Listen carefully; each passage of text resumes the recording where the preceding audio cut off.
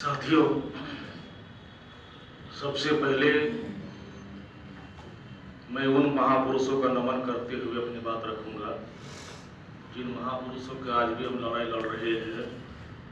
तो सबसे पहले राष्ट्रपिता ज्योतिराव फुले, फातिमा शेख, छत्रपति साहूजी महाराज, छत्रपति शिवाजी महाराज, डॉक्टर बाबा साहब अम्बेडकर, तिलका मांझी, बिरसा मुंडा, जगदीप प्रसाद कुशवाहा, इन सभी महापुरुषों को मैं नमन करते हुए और खास करके आज के तारीख में इमारत सरिया के जो सदर हैं वली रहमानी साहब जी के नेतृत्व में जो मीटिंग बुलाई गई है, मैं अपने संगठन की तरफ से मैं बहुत बहुत आभार और सलाम करता हूं।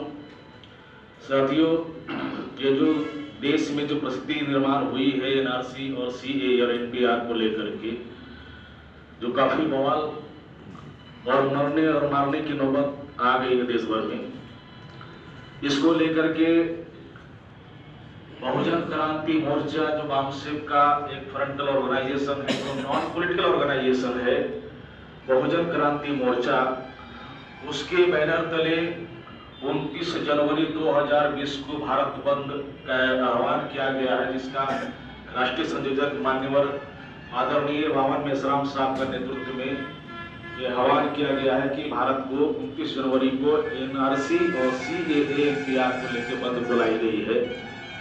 इसको लेकर देशव्यापी तैयारी चल रही है और बिहार में अभी तक हमारे पास 117 संगठनों का समर्थन इसका मिल चुका है रिटेन में। इस प्रकार से देश भर में तैयारी चल रही है। मगर साथियों,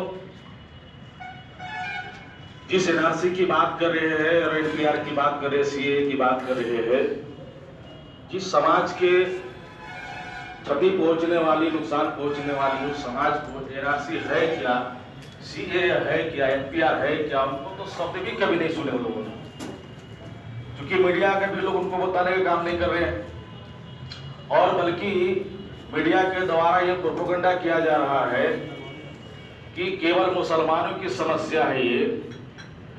मगर जो वास्तविकता है कि उन्हीं जो आसाम के अंदर जो एनआरसी का लिस्ट जो बनाई गई है, तो आसाम की लिस्ट में जो 19,48,000 लोग लिस्ट बनाई गई, जो लिस्ट से आउट किया गया, बाहर किया गया है, उस 19,48,000 में से 5 लाख मुस्लिम समाज के लोग हैं, बाकी 14,48,000 जो लोग हैं जिसको हिंदू कहते हैं, एससी एसटी ओबीसी को, हिंदू एससी एसटी ओबीसी को बाहर किया गया है।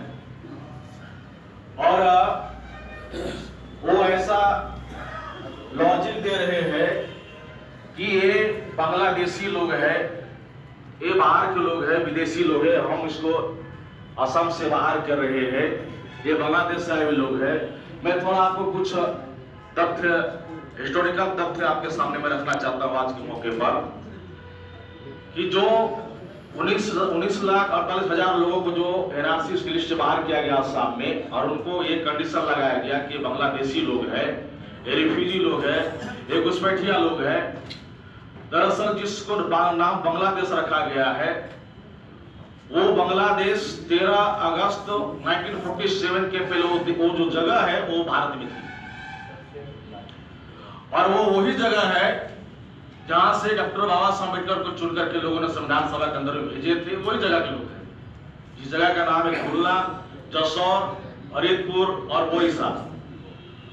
उसको इन लोगों ने, ब्राह्मणवादी लोगों ने उसको 47 के बजट पार्टीशन हुआ, उसके बाद से इसको बांग्लादेश बनाया गया था।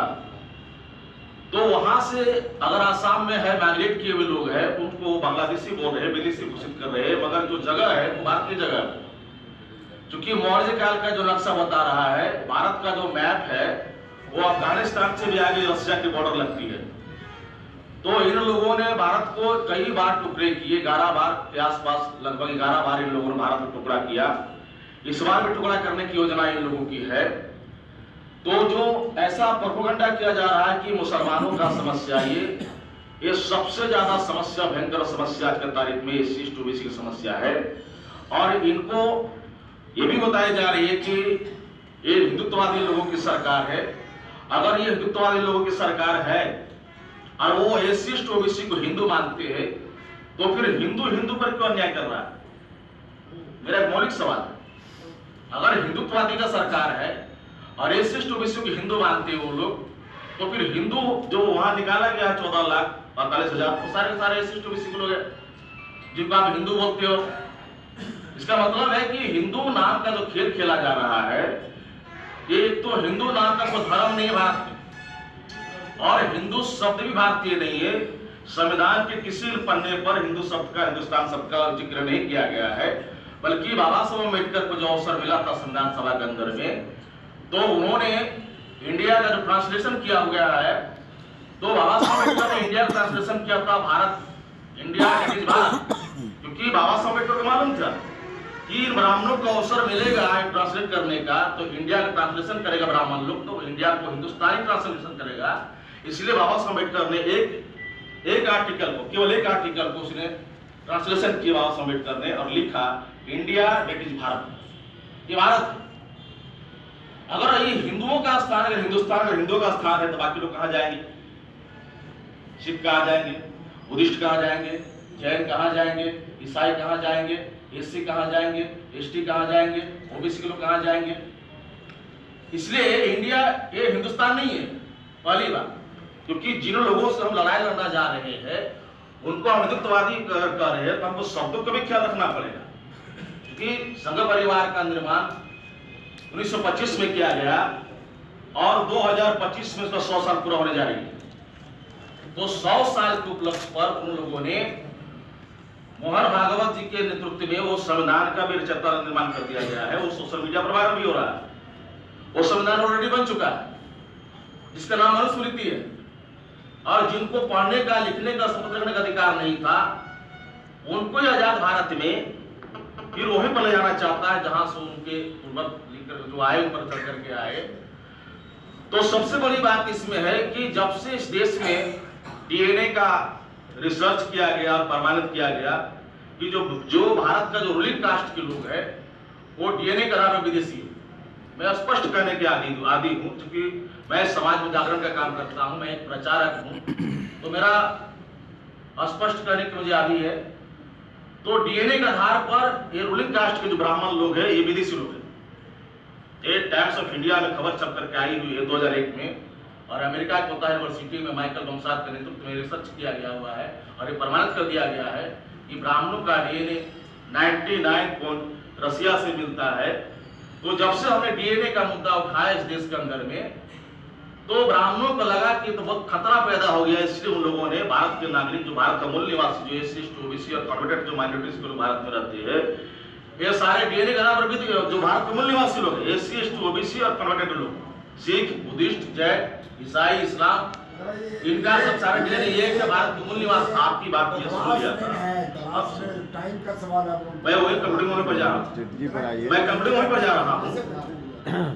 तो ये वर्तमान जो लड़ाई हिंदू मुसलमान की लड़ाई नहीं है, ये डीएनए की लड़ाई है। ये डीएनए की लड़ाई है। और बीजेपी के कहना है कि आप कागज दिखाओ मुझे, 70 के पहले कागज दिखाओ, किसी के पास कागज नहीं है। और शेड्यूल कास्ट के पास, जो मांझी साहब बोले, रुद्रनाथ चौधरी साहब भी बोले, कुशवाहा जी बोले कि कागज किसी के पास में नहीं है। बिल्कुल सही बात है, 100% किसी के पास कागज नहीं है। 74.5% जो एससी ओबीसी के लोग हैं, ये एनआरसी लिस्ट से बाहर होने वाले लोग हैं। इसलिए मेरा ये कहना है कि आप कागज की मांग करते हो, मैं इस पर मानने के लिए राजी नहीं हूं।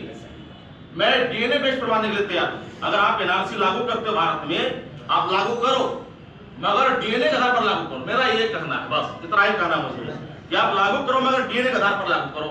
आप कागज की मांग करते हो, हम आपको 5000 साल पहले की डीएनए देते हैं आपको, और डीएनए के आधार पर लागू कर दो। जिसका डीएनए भारतीय रहेगा भारत में रहेगा, जिसका डीएनए बाहर करेगा बाहर चला जाएगा।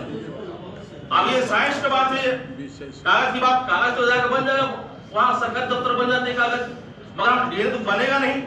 डीएनए तो शरीर के अंदर में है। ये तो हम तो उन लोगों के बीजेपी वाले बोलते हैं कि आपको मैं एक सलाह देता हूं, आपकी थोड़ी जो समझदारी थोड़ी कम है, आप जो कर रहे हो एनआरसी बनाने के लिए, करो, बनाओ एनआरसी बनाओ, मगर डीएनए के आधार पर बनाओ, तो दूध का दूध पानी का पानी हो जाएगा। तो हमारी जो लड़ाई है 29 तारीख को हम भारत को बंद बुलाए हैं, और बहुजन समाज के सभी संगठनों से मैं अपील कर रहा हूं, ये बहुजन क्रांति मोर्चा का विनर्थ है, ये कोई राजनीतिक संगठन नहीं है, सामाजिक मंच है ये। और बहुजन समाज का मंच है, ये एक कोई मंच, ये बहुजनों का एक मंच दिया गया, ये कोई संगठन नहीं है। बहुजन क्रांति मोर्चा नाम कोई संगठन नहीं है, ये संगठनाओं का एक प्लेटफॉर्म दिया गया है, जो कॉमन एजेंडे पर, कॉमन मिनिमम मुद्दे पर हम लोग एक प्लेटफॉर्म पर आने के लिए एक राष्ट्रीय स्तर पर एक अभियान शुरू किया गया है, जिसका मेश्राम साहब के नेतृत्व में अभियान शुरू किया गया है। तो मेरा ये कहना है कि 29 जनवरी को भारत हम लोग बंद कर रहे हैं, और हमारे जो बंद है, हमारा यही कहना है कि आप एनआरसी को लागू करो, मिटिगेने के आधार पर लागू कर दो, तो सारा का सारा जो मामला है क्लियर हो जाएगा। मेरा कंक्लूडिंग मैसेज यही है कि आप लोग भी यदि इस विचार पर अगर सहमत है तो 29 तारीख के बंद में मैं आप लोगों से अपील करूंगा कि ये लड़ाई हमारी जारी है सड़क पर, और हम लगातार इसको हम लड़ने के लिए तैयार है। संसद से लेकर हम बाहर सुप्रीम कोर्ट से लेकर सड़क तक हम लड़ाई लड़ रहे हैं। इसके साथ हम ईवीएम की भी लड़ाई लड़ रहे हैं, क्योंकि ईवीएम एकमात्र जो ईवीएम की जो जीत हो रही है बीजेपी वाले पर, कांग्रेस वाले की, इसका डॉक्यूमेंट केवल बादशाह के पास में है। मैं सुप्रीम कोर्ट में लड़ाई लड़ रहा हूँ ईवीएम के विरोध में, और इसके साथ साथ मैं ओबीसी जाति आधारित जनगणना की भी लड़ाई लड़ रहा हूँ। अगर वर्तमान अभी 29 तारीख को हमने बंद किया, इस सारे मुद्दों पर हमने बंद बुलाया है। मैं इतना ही कंक्लूडिंग मैसेज देना चाहता हूँ, आप लोग मेरी बात ध्यानपूर्वक सुने। इसके अलावा धन्यवाद।